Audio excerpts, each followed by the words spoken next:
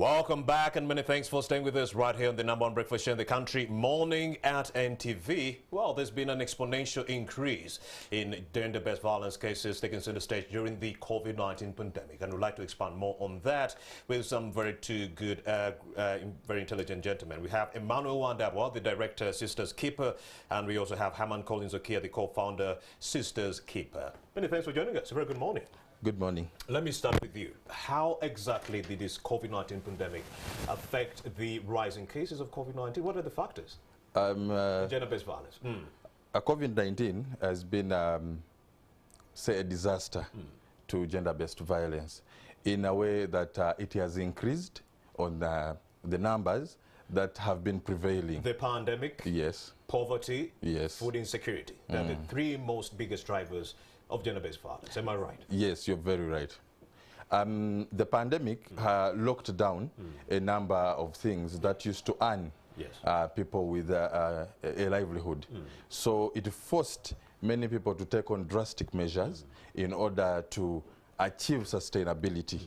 Yes, and this forced very many poverty levels to rise. That is one.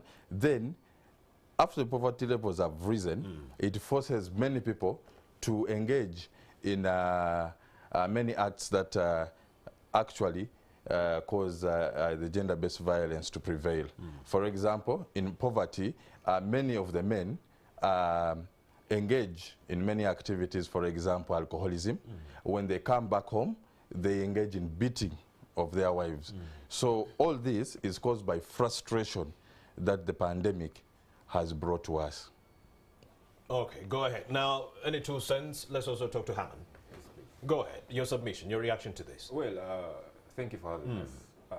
The pandemic has really been, so massive in the way it has brought negative effects. Yes. For us, mostly our area of concern is the young girls. We're looking at school-going primary girls, campus girls. You know, school was the safe space for these children. Now schools have been closed because of the pandemic. So what does that mean? It means that there are very many children out there that are going to end up either getting pregnant, dropping out of school, because the government requires that as long as you're 3 months pregnant, you have to drop out of school. Indeed. You only join again 6 months after giving birth. So imagine how many girls out there have been affected by this. Then secondly, we're looking at a report was released, police report, 4,400 girls were affected in the sense of gender-based violence. It could even be bigger than that. It could even be bigger because this is what was recorded. This is what was recorded. Remember, there are very many forms of gender-based violence. There's sexual violence, there's domestic violence. Emotional. Yeah, emotional. Even the word you use. Psychological. There's cyberbullying. You know, these days we are... Internet spaces and all that. Because we are very conscious about the internet, Twitter, Facebook. It's massive out there. Indeed. Yes. The detrimental effect on our children. Let's break down the factors that are leading to the rising cases of GBV, especially food insecurity. I'd like to hear about how food insecurity exacerbates the rise in these cases. As I had earlier on mentioned, when the pandemic came in, it locked down very many avenues of livelihoods, and this includes getting money and buying food. I thought you were going to bring this into this perspective of looking at agriculture as a whole, at how it was affected. The fact that we do have majority of our young women and girls on these firms, and the fact that they were not readily available to go to these firms since they were doing most of the unpaid care and domestic work. Because the man is out in the field. So the lady, instead of being at the firm, she's instead doing the unpaid care and domestic work at home because all the school-going children are back home. So meaning they didn't have enough time to go to the farms to till the lands. That's why we are ending up with a looming famine that is affecting us. The women and girls also have another challenge, access to land. It is owned by the men. Meaning when they plant and harvest, it's the men who sell. So meaning there will be quarrels left, right, and center, leading to GBV. Let's talk about that in a lot more. In as regards, as far as food insecurity is concerned, I think there has been an increase in, I would say, duties of women. That are not paid for. That are not paid for. We know that in Uganda or Africa at large, we're a patriarchal society. Indeed. We believe in men taking the topmost position. So we inflict suffering onto the women who at most of the times tend to take on the duties where men have failed, and this will include farming. This will include providing food for the family.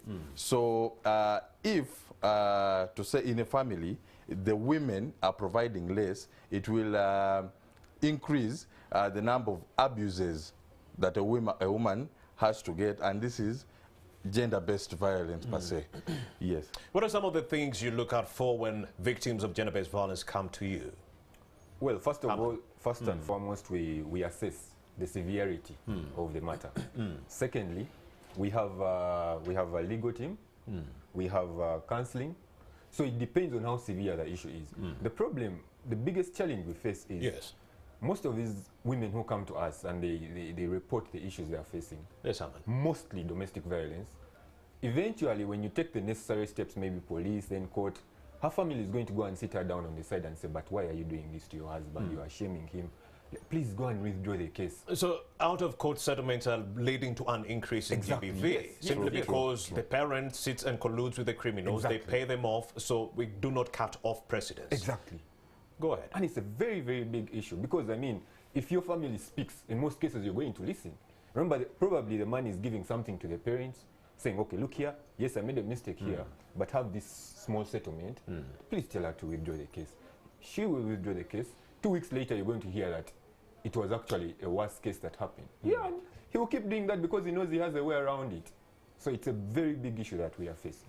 The culture of silence, Emmanuel, do you think it has instigated and then exacerbated or led to an increase of GBV cases in this country? The culture of silence?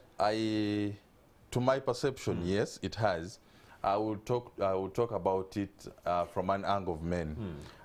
Most of our men are egoistic. We believe we cannot be self-centered. Yes, we are self-centered. We think gender-based violence does not affect us, or we suffer in silence. Imagine Emma has been boxed or punched by his woman. No one will believe you. How would I go and tell Herman that I was beaten by a woman? I mean, I am the head of the family. How do I? So silence, yes, has increased. And some women, as he had earlier on, commented, believe that we can settle things out of the public. So I would die with what is happening in my home other than telling people what is happening so that we can get an issue resolved. We believe we can solve matters in-house instead of it going out-house. And some of them believe it is normal. It's a normal behavior. I mean, if my husband beats me, sometimes it's love. That is what they believe. So silence, yes, has increased the numbers of GBV. True. But then I was also reading a report. Here it comes, Herman. It indicated that there are more women within this country that think it is okay to beat a woman if she misbehaves. And that number was around 58%. But for the men, it was around 48%. And I was like, how is it possible that the same women believe it is actually fine to batter a fellow woman? Go ahead. The fact that women are also victimizing each other. Well, it's because of the society we are in. I see. Yeah. When we're growing up, they're going to tell you that whatever the man says is the final word. That's number one. But remember, the law precedes culture. And the law is pretty clear that violence against... The president was on TV, I think, on Saturday. He made it clear no form of violence should be meted out on any Ugandan. Women are no exception. Yeah, so it's totally not acceptable. Then for the women who believe, who also met this kind of violence to fellow women, I think that's it's important that they support each other other than being perpetrators of the same kind of violence, because today it's you, today it's someone else, and tomorrow it's going to be yourself. Yeah. So we totally discourage that. It's really not right. Well, of course, discouraging it is one thing, and actually going out there to serve the victims, that is another. You understand what I'm saying? We can come in the middle of the street and we say gender-based violence is bad, but in the confines of their homes, it is happening. Meaning these people are locked up with the perpetrators, especially the young girls. They are locked up with the perpetrators. It could be the father, it could be the uncle, and this was exacerbated by the lockdown measures that we put in place. So in a nutshell, Mr. Emmanuel, how did the COVID-19 pandemic affect the fight against GBV? Because the victims were out of your reach. True, you're very right. The fight against GBV has been, has had hiccups. Why? It's because we had no movement during lockdown. It was very hard to reach out to the victims. It was very hard to access court facilities. It was very, very, very hard to access the police at the time. I would speak for Sisters Keepers. Even when you access police, they wouldn't believe you. Yeah, they wouldn't believe you. Or they'll collude with the culprit and they let him go. Truth be told. For Sisters Keepers, we had the shelter that was running in Mukono. Yes, and this was for victims to come and access us. And we try to help. Now, this shelter entirely was being run by Sisters Keepers and Goodwill of Friends. So movement became difficult for us to go and help the victims. Even victims moving to us became very hard, so they remain in their homes. The numbers kept on rising. We kept hearing, it was now hearsay, because we wouldn't access anything, any facility that they had to. For them to have access to justice, we normally use Rwakafunzi and company advocates. We couldn't get to them. We couldn't move to them. So we waited for the lockdown to end so that we would get onto the backlog. I would say the lockdown was a tremendous hiccup to all our activities that we were doing. Indeed. Also expand more on that, Herman. Well, remember, you have a safe space, but should we be creating safe spaces, more safe spaces for our GBV victims, courtesy of the government? Yeah, I think if the government came out and supported our initiative to create more safe spaces, it would contribute something. Because experts believe it's the reason why victims keep quiet, because there is no safe space. I'm going to report my father and go back to the same family setting. So by not reporting, I'll be protecting myself.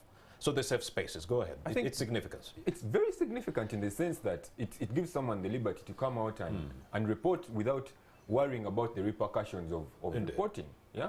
But then most importantly, Romeo, I think I wanted to just mention something. Go ahead. We developed an application, a phone application.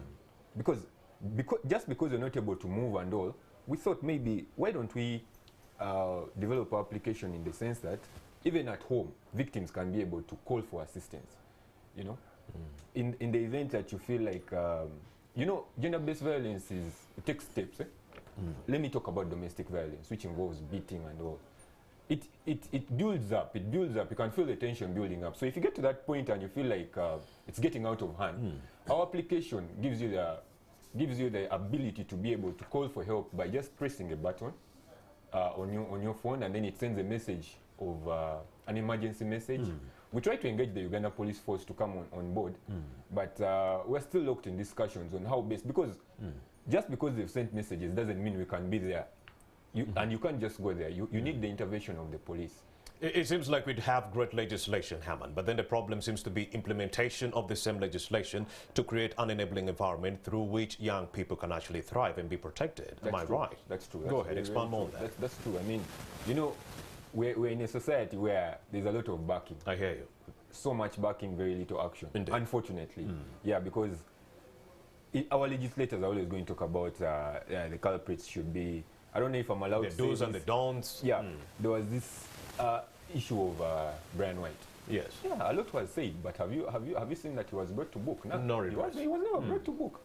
And that's just one of the famous cases. Now imagine the many other cases that are out there that people are not talking about, no one has talked about. It's really a very big challenge. Right? So what needs to be done moving forward? We should be getting some resolutions or recommendations. Emmanuel Wandabwa. I think government should come in to support initiatives that people bring across board. For example, I would first talk about the legislation. Our Domestic Violence Act, I think, provides for 2 years as punitive sanction. I mean, I have I have devastated somebody and my punitive action is just 2 years. That is, I think, it's way like below grade. Yes, it's way below grade. Then so we need a strong deterrent that stops would-be criminals from doing the same. True, Romeo. Right. Very right. Then we would think the government should push in more money through Ministry of Gender to people that help, for example, shelters, creating more shelters. They should support such shelters with putting in funding, encouraging more of our donors to come in and help, because all these processes require financial support. Then we should go ahead to sensitize people. Many of these people are aware GBV is present, but they are not sensitized that it's actually criminal to perform such an act. So we should sensitize masses. We also do need a mass sensitization campaign, Herman, according to the experts, to do away with the cultural and social constructs. You do know that gender inequality is also exacerbated by our cultural norms. A woman is not supposed to own land. Now, if it's the women who are on the firms and they do not own the land, it doesn't make any sense. So social constructs, go ahead. Well, first of all, I'd like to give credit where it's due. That's where we credit the government for trying to push the agenda of ladies first these days.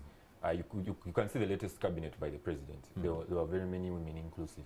So we are trying to push for a society where ladies are not looked at as second choice.